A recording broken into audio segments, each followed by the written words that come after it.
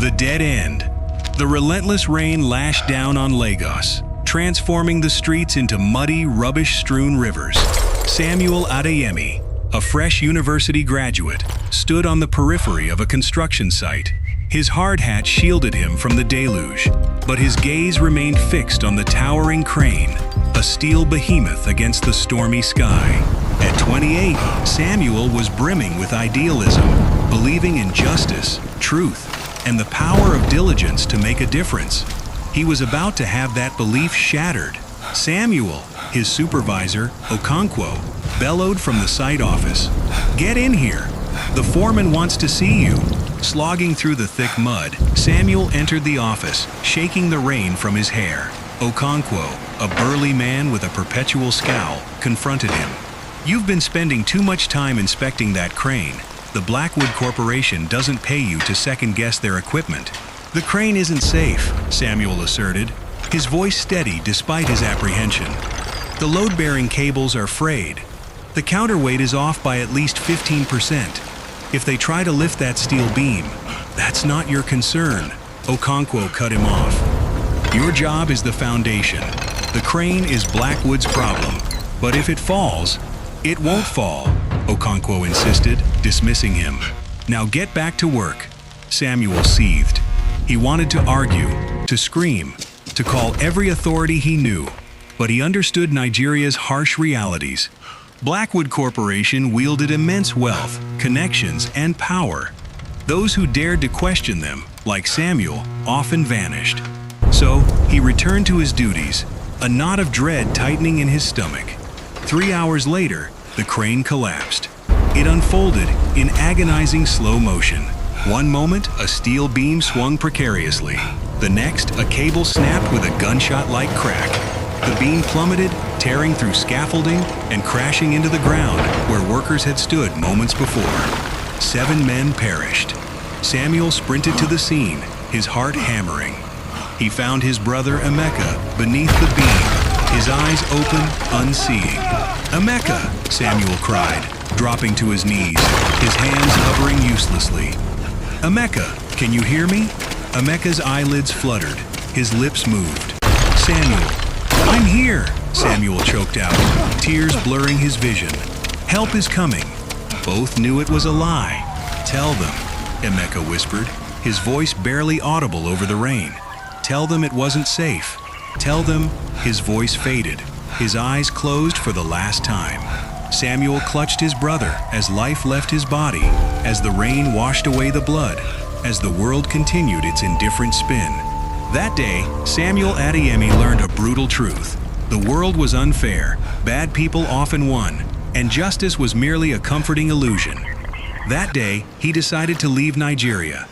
That day, he vowed to dedicate his life to making the Blackwood Corporation pay. The phone screen glowed with an eerie blue light in the dimly lit hotel room, illuminating Samuel's anxious face. His heart pounded in his throat, his temples, his fingertips. The room was silent, save for the air conditioner's hum and the distant traffic. Amara's face, David's perpetually messy hair, Nadia clutching her beloved Mr. Trunky. They were alive, they were terrified, and they were being used as pawns. The Blackwood operative's voice, cold and precise, echoed in his mind.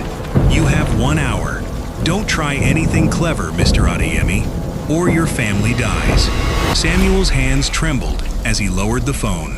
He looked at Maggie, who stood beside him, her face pale.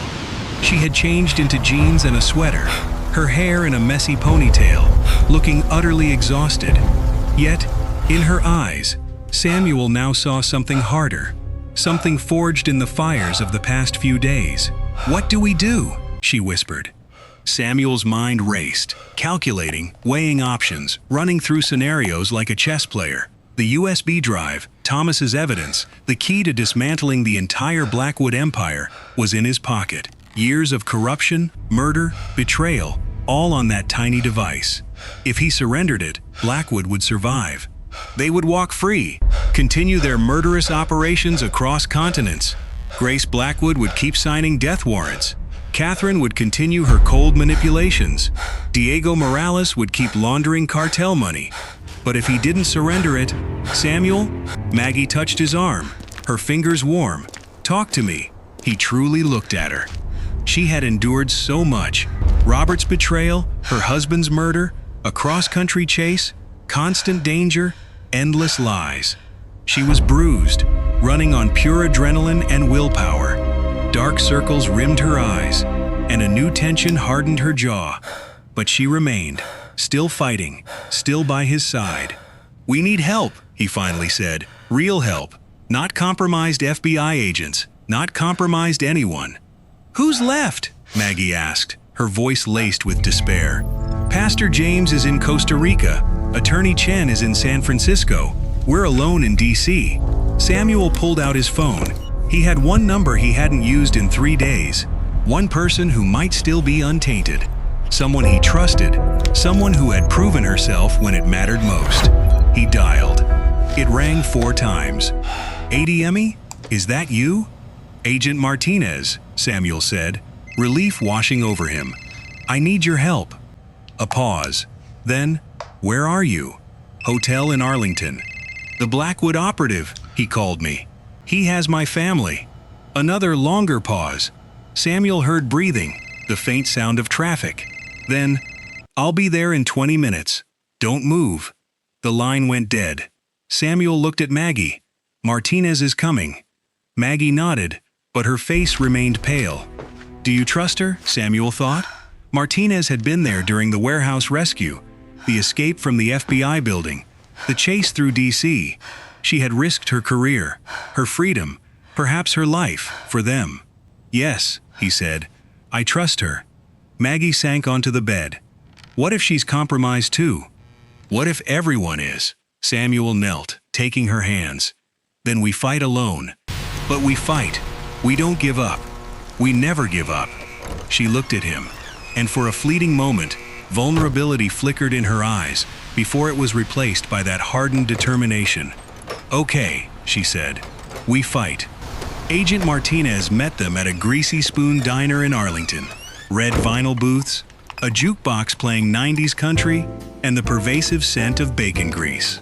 It was the kind of anonymous place where truckers stopped at 3 a.m., where cash was king and questions were scarce.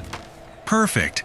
Martinez slid into the booth opposite them, her face grim, mid-40s, short dark hair, perpetually suspicious sharp features, a leather jacket over a black turtleneck. Samuel noticed her furtive glances at the door, her hand near the holstered pistol. "The field office is compromised," she stated without preamble, her voice low and tight. "I don't know how deep it goes, but I've pulled my team. We're flying blind." Samuel leaned forward. "The operative, he has my family. He's demanding the USB drive." Martinez nodded slowly, her gaze fixed on him. "And you're considering giving it to him?" "I don't have a choice," Samuel said, his voice flat, emotionless. He had learned to compartmentalize, to think like an engineer, not a father or husband. "Yes, you do," Martinez countered. "You always have a choice. The question is whether you're willing to live with the consequences." Maggie interjected, frustration lacing her voice. "If he gives them the drive, the Blackwoods win. Everything Thomas died for, everything we've been through, it all means nothing." "I know," Samuel agreed, his voice tight. "But if I don't, Amara and the kids die. How do I live with that?" Martinez studied him. The waitress, Barbara, brought coffee without being asked. "We need to think this through," Martinez finally said. "There has to be another way." Samuel shook his head. "There isn't. I've been over every possibility. The only way to save my family is to trade the drive." Or, Martinez leaned forward, her voice dropping, "we rescue your family without trading the drive." "How?" Samuel asked. Martinez pulled a tablet from her jacket. "The operative said he has a live feed. He's watching them, which means he's somewhere with a clear line of sight to the safe house." Maggie frowned. "The safe house is in a residential neighborhood. He could be in any house." Or, Samuel's engineer mind clicked into gear. He could be using technology, a drone, a satellite feed, something remote. Martinez nodded. "Exactly. We need to find the source of that feed. Find the drone or the operator. And then what? Maggie pressed. Then we take him down, Martinez said simply. We rescue your family, and we keep the drive. A flicker of hope ignited in Samuel. It was dangerous, risky, might fail, but it was a plan. Do it, he said. They spent the next 2 hours driving around the safe house neighborhood, scanning the skies like paranoid birdwatchers. Martinez had brought spy-grade gear, a signal detector, high-powered binoculars, and a laptop connected to the FAA database via an unexplained back door. Samuel drove, Martinez monitored, and Maggie watched the sky. The suburban streets were quiet, identical houses, kids' bikes, basketball hoops, sprinklers on manicured lawns, an Anywhere America facade. But beneath it, someone watched Amara and the children. Anything? Samuel asked. Martinez scanned her detector's green-lit readout. Nothing yet. If there's a drone, it's not flying or using encrypted signals. Maggie's face was tense.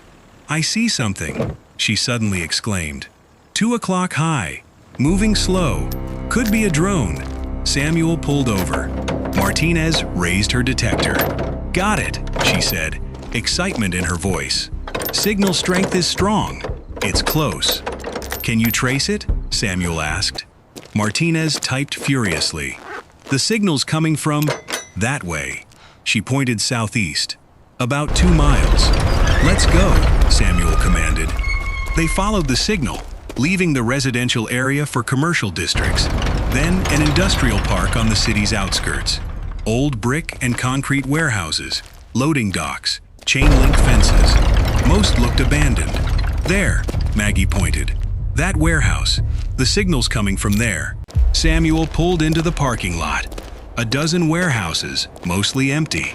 The one Maggie indicated was at the back, partially obscured by overgrown bushes and a rusted fence. Looks abandoned, Martinez observed. Or it looks abandoned, Samuel countered, which is exactly what you'd want if you were hiding hostages. They exited the car. Samuel cautiously approached. The door was secured by a heavy, rusted padlock, untouched for years. Can you get it open? Martinez asked. Samuel examined the ancient lock. He pulled out his multi-tool, worked a piece of rusted metal into the keyhole. 30 seconds of twisting, and it popped open with a satisfying click. Engineer's trick, he explained. Old lock's fatigue. They pushed the door. Darkness. Dust motes danced in the light shafts from roof gaps. The smell of old concrete, motor oil, and something metallic. The warehouse was empty. No hostages. No operatives, no drones. Just an old signal booster. Its green light steadily blinking. On a crate in the corner. They knew we were coming, Martinez said, frustration tightening her voice. They left a decoy signal. Samuel's chest constricted. How much time have we lost? Martinez checked her watch. 2 hours, maybe more. Samuel's phone buzzed. A text from the operative. Time's running out, Mr. Adeyemi. 45 minutes left. 45 minutes, Samuel muttered, and we're no closer. They raced back towards the safe house. Samuel drove like a man possessed, his mind desperately seeking a solution. Think, he said aloud. The operative has a live feed, which means he's close. Which means he stopped at a red light. His mind flashed back to the video call, the background, the details. Mr. Trunky, he exclaimed, his eyes widening. Nadia's elephant. In the video, it was on the couch. But when we left this morning, Mr. Trunky was in Nadia's backpack. She never goes anywhere without it. Maggie frowned. So if Mr. Trunky is on the couch in the video, that means the video was filmed before we left this morning, which means it's not live. It's a recording. Martinez's eyes widened. They're bluffing. They don't actually have Amara and the kids. Or, Samuel offered, they had them earlier, filmed the video, and then moved them somewhere else. Which means we're back to square one, Maggie said, her voice tight with frustration. Samuel's phone buzzed again. 30 minutes, Mr. Adeyemi. Don't make me come to you. His grip tightened on the steering wheel. We need to find them. Now. He dialed a number he hadn't used in years, a Lagos number, a number he hoped he'd never need again, a number belonging to someone believed dead. It rang 6 times. "Samuel? Is that really you?" Samuel's breath caught. That voice. He would know it anywhere. The voice that had screamed in pain as life drained from it. "Yes, Emeka," Samuel said. "I need your help." Emeka Adeyemi was not supposed to be alive. Samuel had watched his brother die, held him as his heart stopped, saw the light leave his eyes. He had attended the funeral, mourned for 7 years, carried the crushing guilt of his brother's death. Yet here he was, on the other end of a phone call, impossibly alive. "Meet me at the waterfront," Emeka said. 30 minutes. And Samuel, come alone. Samuel hung up, his hands shaking. "Who was that?" Maggie asked. "My brother," Samuel replied. Maggie stared. "But your brother is dead. You told me." "I know what I told you," Samuel cut in. "But he's alive. Or someone is pretending to be him. Either way, I have to go." Martinez frowned. "This could be a trap." "I know," Samuel conceded. "But if there's even a chance..." He didn't finish. He didn't need to. The waterfront was cloaked in early morning fog, seagulls crying, the scent of salt and diesel. The city was just waking. Samuel walked the wooden planks alone, heart pounding, scanning for Emeka. Then, a figure emerged from the fog. Tall, lean, dark skin, a familiar gait. "Samuel," the figure said. Samuel stopped, staring. The face was right. The voice was right. Even the way he held his shoulders. But something was wrong. "Emeka," Samuel said. "How?" The man smiled. "It's a long story." "Tell me," Samuel demanded. "Tell me how you're standing here when I watched you die." The smile faded. "You didn't watch me die, Samuel. You watched someone die. Someone who looked like me." Samuel's mind raced. "A body double? Something like that," the man said. "The truth is, Samuel, I've been in hiding for 7 years. The Blackwoods tried to kill me. Tried to kill all of us. But I survived. And I've been working to bring them down from the inside." Samuel stared. "Why didn't you contact me? Why let me think you were dead?" "Because if the Blackwoods knew I was alive, they would have come for you," the man explained. "They would have used you to get to me. I had to disappear, for your safety." A wave of emotions, relief, anger, confusion, washed over Samuel. "What do you want?" "The same thing you want," the man said. "To destroy the Blackwoods. And I can help you do it. But I need something from you first." "What?" "The USB drive," the man said. "Give it to me, and I'll take you to Amara. I'll take you to your family." Samuel hesitated. This could be a trick. Another Blackwood game. But it could